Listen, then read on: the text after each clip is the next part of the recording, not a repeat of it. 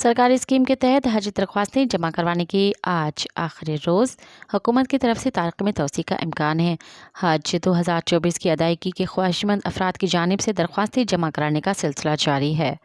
वज़ारत मजहबी उमूर के मुताबिक दरख्वास्तें जमा करवाने की आज आखिरी तारीख है, जो मंजूर करदा 15 बैंकों में जमा कराई जा सकती है। ज़रा का कहना है कि गुज़िश्ता साल के मुकाबले में मुकर्ररा तादाद से कम दरख्वास्तें मौसूल होने की वजह से वज़ारत मजहबी उमूर ने तारीख में तोसी पर गौर शुरू कर दिया है। ज़रा के मुताबिक अब तक कोटे की तकरीबन 1/3 दरख्वास्तें जमा हो सकी हैं, जब तक हज दरख्वास्तों की वसूली में सिर्फ आज का दिन बाकी रह गया है। अब तक 14 रोज़ में 28,000 दरख्वास्तें जमा हो सकी हैं। वज़ारत हज दरख्वास्तों की वसूली की मुद्दत 1 हफ्ते से 10 रोज़ तक बढ़ाई जा सकती है। हज अखराजात में 1 लाख रुपए की कमी होने के बावजूद फ़ी गज़ कुर्बानी के अखराजात समेत तकरीबन 11 लाख रुपए अदा करना होंगे।